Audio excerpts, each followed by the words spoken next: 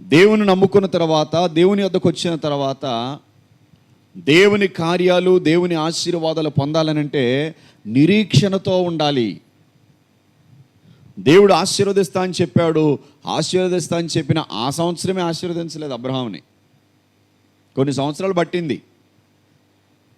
దేవుడు అబ్రహాముని ఆశీర్వదిస్తానని చెప్పి ఆశీర్వదించడానికి కొంచెం సమయం పట్టింది, కొన్ని ఏండ్లు పట్టింది, కొన్ని సంవత్సరాలు పట్టింది.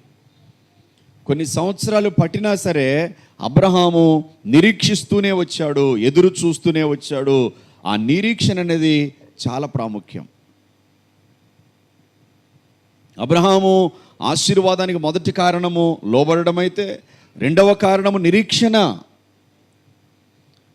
దేవుని దగ్గర నుండి ఏ ఆశీర్వాదం పొందాలన్నా, ఇందాక చెప్పే కదా, గర్భఫలమే కావచ్చు, భూఫలమే కావచ్చు, ఆరోగ్యమే కావచ్చు, ఉద్యోగమే కావచ్చు,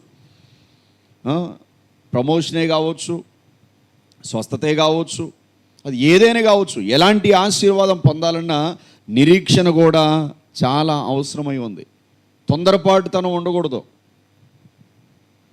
దేవుడు నాకు చేస్తాడు, దేవుడు నాకు ఇస్తాడు, దేవుడు నా జీవితంలో జరిగిస్తాడు, దేవుడు నా కుటుంబంలో అనుగ్రహిస్తాడు అని ఆ విధంగా ఎదురు చూస్తూ విశ్వాసముతో కొనసాగాలి.